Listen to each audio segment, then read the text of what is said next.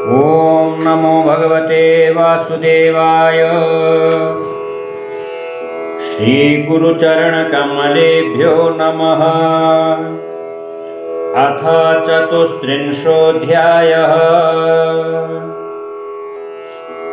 श्रीशुक उवाच। एकदा देवयात्रायां गोपालाजातकौतुकः अनोभिरनडुद्युक्तैः प्रययुस्तेऽम्बिकावनम्। तत्र स्नात्वा सरस्वत्यां देवं पशुपतिं विभुम् आनर्चुरर्हणैर्भक्त्या देवीं च नृपतिम्बिकाम्। गावो हिरण्यं वासांसे मधुमध्वन्नमादृता। ब्राह्मणेभ्यो दधु सर्वे देवो नः प्रीयतामिति। ऊषुः सरस्वती तीरे जलं प्राश्य धृतव्रता। रजनीं तां महाभागा नन्दसुनन्दकादयः। कश्चिन्महानहिस्तस्मिन् विपिनेति बुभुक्षितः। यदृच्छया गतो नन्दं शयानमुरगोग्रसीत्। स चुक्रोशाहिनाग्रस्तः कृष्ण कृष्ण महानयम्। सर्पो मां ग्रसते तात प्रपन्नं परिमोचय। तस्य च क्रन्दितं श्रुत्वा गोपालः सहसोत्थितः। ग्रस्तं च दृष्ट्वा बिभ्रान्तः सर्पं बिभ्यधुरुल्मकैः। आलातैर्दह्यमानोऽपि नामुञ्चत्तमुरुङ्गम्। तमस्पृशत्पदाभेत्य भगवान् सात्वतं पतिः। स वै भगवतः श्रीमत्पादस्पर्शहता शुभः। भेजे सर्पवपुर्हित्वा रूपं विद्याधरार्चितम्। तमपृच्छद्धृषिकेशः प्रणतं समुपस्थितम्। दीप्यमानेन वपुषा पुरुषं हेममालिनम्। को भवान् परया लक्ष्म्या रोचतेऽद्भुतदर्शनः। कथं जुगुप्सितामेतां गतिं वा प्रापितो वशः। सर्प उवाच। अहं विद्याधरः कश्चित् सुदर्शन इति श्रुतः। श्रिया स्वरूपसम्पत्त्या विमानेनाचरं दिशः। ऋषीन् विरूपानाङ्गिरसः प्राह संरूपदर्पितः।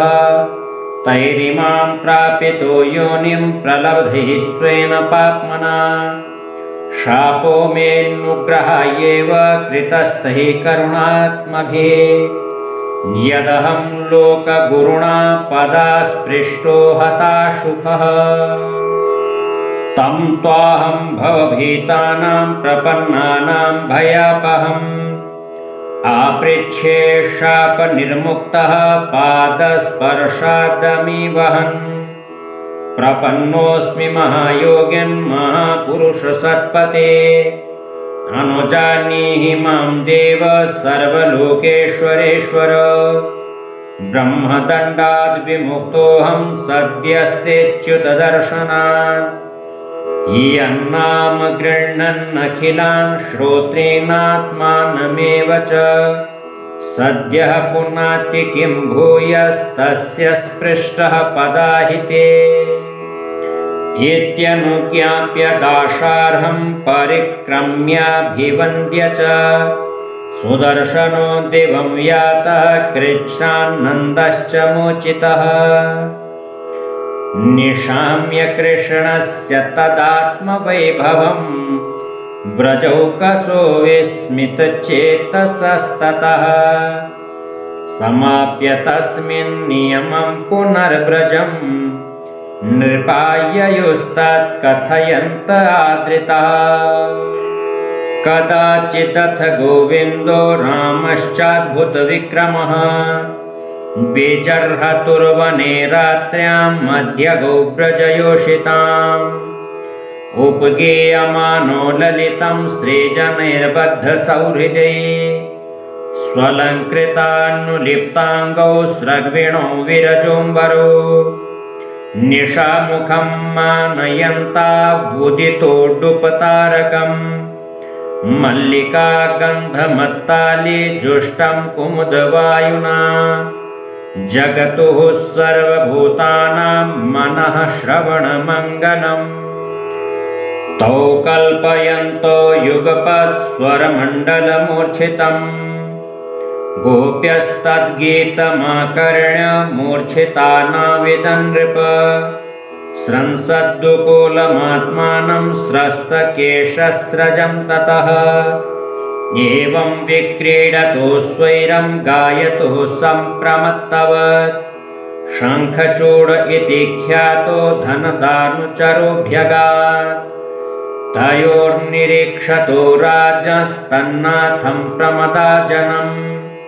क्रोशन्तं कालयामास दिश्युदीच्यामशङ्कितः क्रोशन्तं कृष्णरामेति विलोक्य स्वपरिग्रहम् यथा गादस्युनाग्रस्ता भ्रातरावन्धधावताम् माभेष्टेत्यभया रावो शालहस्तौ तरस्विनौ आसेदतुस्तं तरसा त्वरितं गुह्यकाधमम् सवीक्ष्य तावनुप्राप्तौ कालमृत्योरिवोर्द्विजन् विसृज्य स्त्रीजनं मूढा प्राद्रवज्जीवितेच्छया तमन्वधावद्गोविन्दो यत्र यत्र स धावति जिहीर्षुस्तच्छिरोरत्नं तस्थौ रक्षन् स्त्रियो बलः अविदुर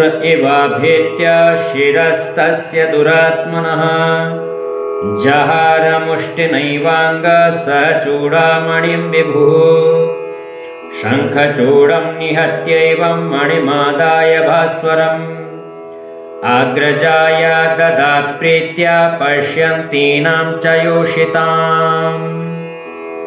ओम नमो भगवते वासुदेवाय। ओम जय जय श्रीमद्भागवते महापुराणे पारमहंस्यां संहितायां दशमस्कन्धे चतुस्त्रिंशोपारायणः भगवते श्रीमन्नारायणार्पणमस्तु।